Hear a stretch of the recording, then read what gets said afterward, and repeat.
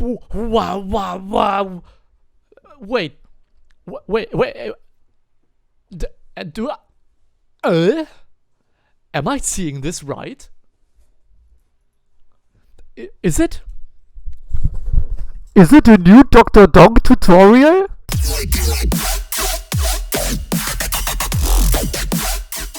Hello and welcome to a brand new, finally back Dr. Donk tutorial on YouTube.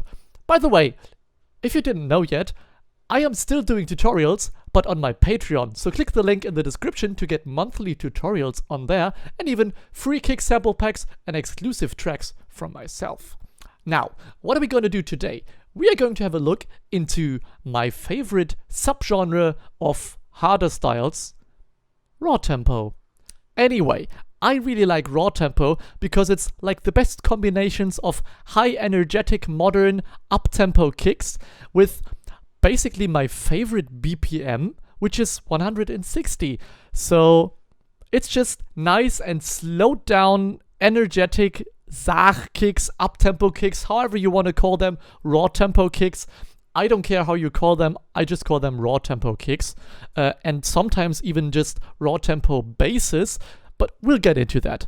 Now, what are we going to do today? We're going to do this kick and some variations of it. This kick is something I just whipped up really quickly, which is not really that complicated of a kick. It's really, really simple actually, and I can show you how you can make these at home. Now, the most important thing for this specific kick, which we are going to recreate from scratch in a second, is the wavetable you can see here. I'm using Serum, which is a wavetable synthesizer, which means you just have a different selection of wavetables. You can add more, but these ones are, for example, included in the pack. And this first one, if you morph through them, it has different single cycle waveforms like these, which morph into each other in a so-called wavetable, because it's literally a table of different waves. These can be super different. There's so many different ones with different shapes, and you can just go through them and we'll later see how they affect the sound. But for this specific kick, we're just going to use this position from the wavetable, which is the first one in the analog section, 4088,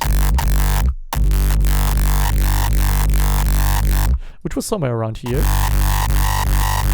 This spot. By the way, I'm playing a G. The note I'm playing is a G on my MIDI keyboard. Now, as per my other tutorials, the most important thing is turn down the random knob right here. This determines where in this yellow highlighted area the phase starts. And if you put the random all the way up, it's a random chance where this one starts. If you put it down, it's only the spot I selected. And if I now put this to different positions, you will hear that it produces a completely different type of sound.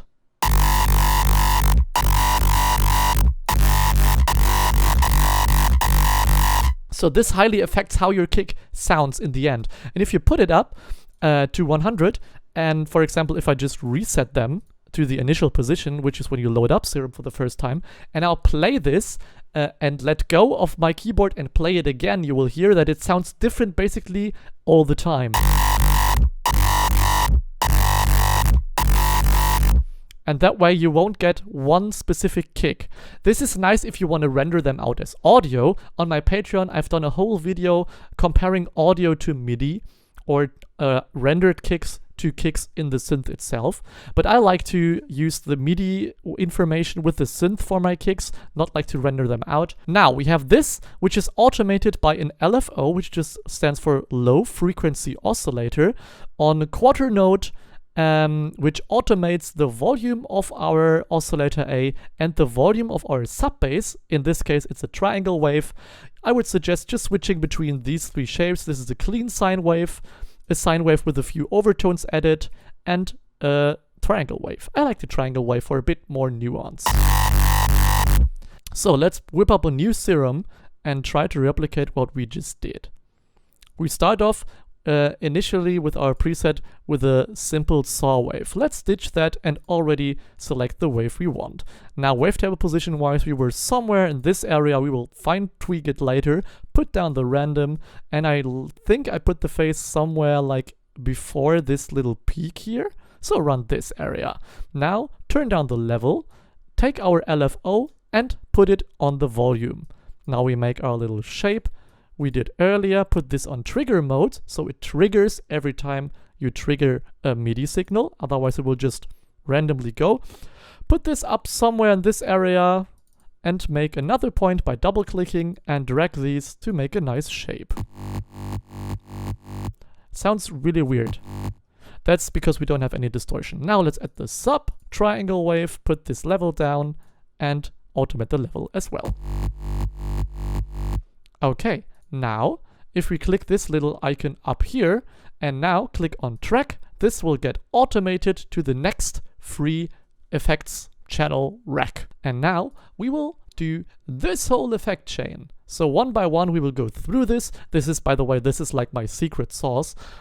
So you can use this, but please don't try to one-on-one replicate my kicks. First off, we need a reverb, as you can see here. Now, why do we need a reverb on our kick? Because now, why a reverb? Well, let's turn the wet all the way down.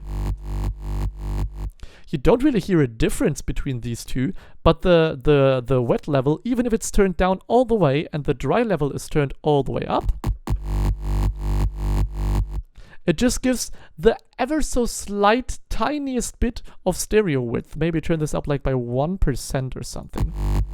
It's ever so slightly there and gives it a bit more stereo. Now, the important thing after this is immediately take any EQ you want. You can take, by the way, you can take any reverb you want. Just make sure that you turn it down basically all the way. Just the ever so slight tiniest bit you don't even really hear.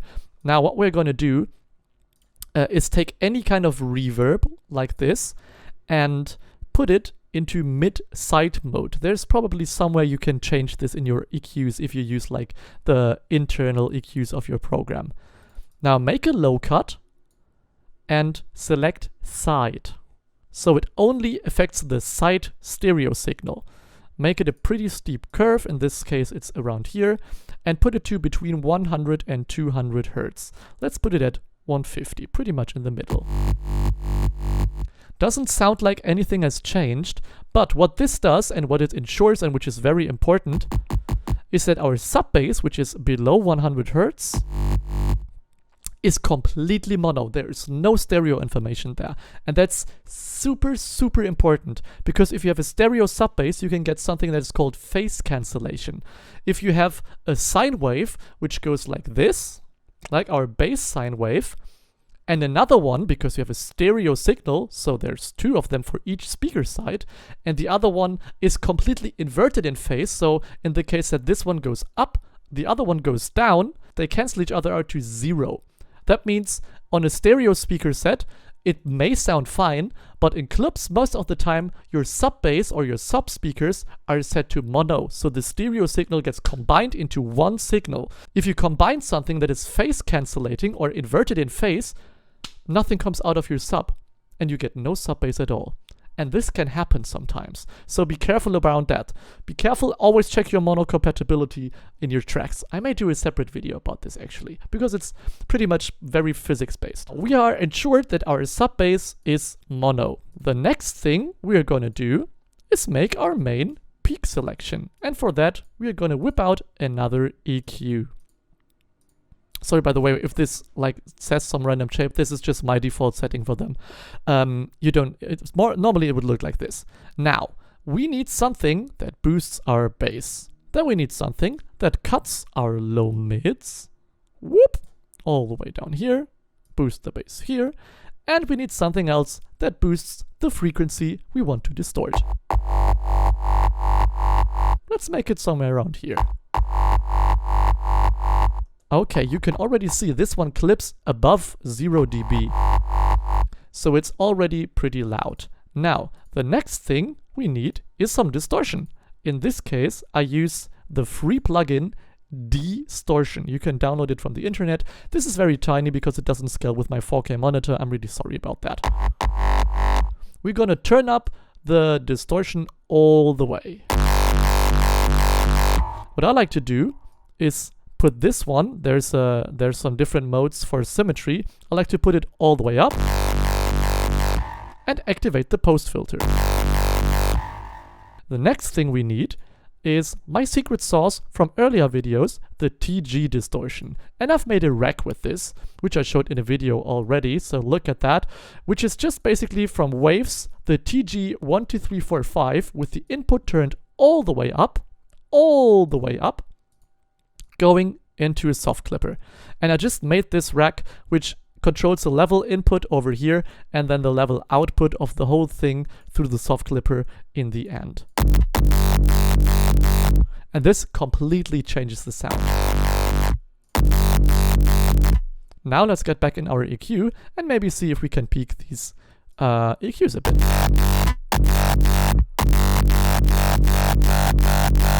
Maybe add another one to boost this even higher. This sounds pretty good, maybe. Maybe get this a bit sharper, like this.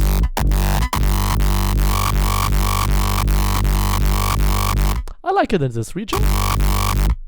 That sounds pretty nice. Now the next thing we have here is a little parametric EQ. I know you can also use the FabFilter Pro Q, but at some point too many of the high intensity CPU plugins are really CPU intensive if you have like 10 or 12 different kicks in a track and don't have like a super powerful CPU. So I like to use the EQ2 because this is just a very easy and simple thing. I don't have to move it a lot. We basically just boost the bass a bit, cut some low mids, give it some high end. Basically like this. You don't have to replicate it exactly, but just maybe cut around at 200 Hertz a bit, boost the bass a bunch, and boost the high end a bunch to give it a bit more crisp clarity and more bass as well. Like that. Play around with it. You hear these muddy frequencies? That's what we want to cut. So basically like this. Now, the next thing I have here is a soft clipper. I don't know why I have two soft clippers in this preset, and I never question it. It doesn't make a difference. We are in the wrong preset. Doesn't really make a difference because it clips at the end. So we just leave it out. The next thing I have here is the normal parametric EQ. Why do I have the normal parametric EQ? I have no fucking idea. I believe it gives like a slightly different sound to it, but actually not really. It's just the normal, it's all just digital EQs. It doesn't really affect that much. And what we do here is we just cut a little bit around 250 Hertz, boost the top a bit, and that's it. So 250, we just cut a little bit more, which is, we could actually just cut more here and boost more there. I don't know why I do it that way. I just do it, and I never question it.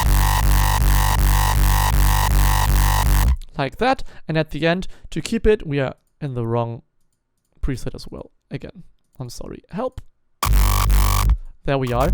You can see it clips like shit, so we need a soft clipper to keep it in bounds. Where's my soft clipper? There's my soft clipper. I like to put the threshold all the way up. So we are exactly at 0 dB. And now we can mess around with these EQ settings. Maybe around here is nice. Where were we here? At around 926 Hertz. So let's replicate this pretty exactly. 920. And there we go. Pretty much replicated it step by step. Now, what can we change? We can change, for example, the shape down here to make a different kind of kick. This is more like if you put it at 200 BPM, we make more of a traditional uptempo kick with this.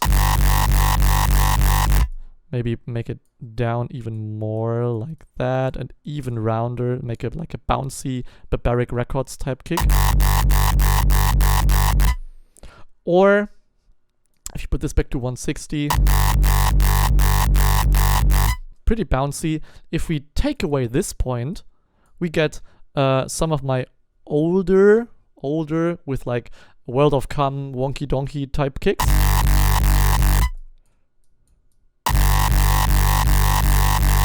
Like that. And at the moment, I like to do these basically just basses, because now we have a pretty steep, like talky, transienty beginning of our kick, and then it ramps back up with the screechiness.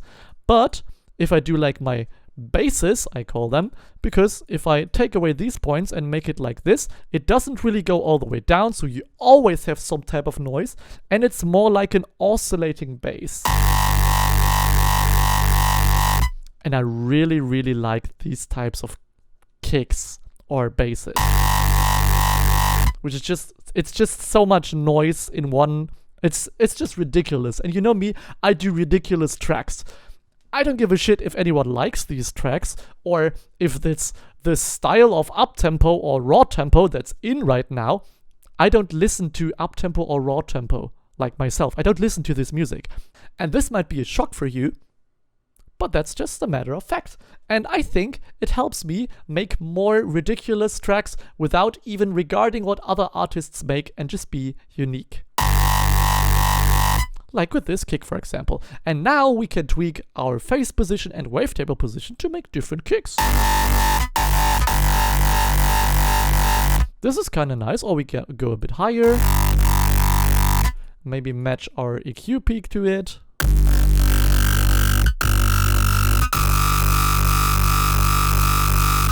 And now we get some pretty nice kicks.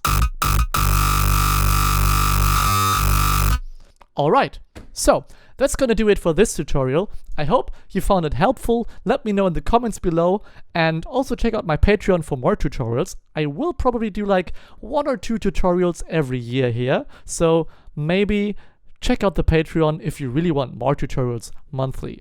Anyway, thank you all so much for watching, and see you at a show of mine or in the next video. Bye bye!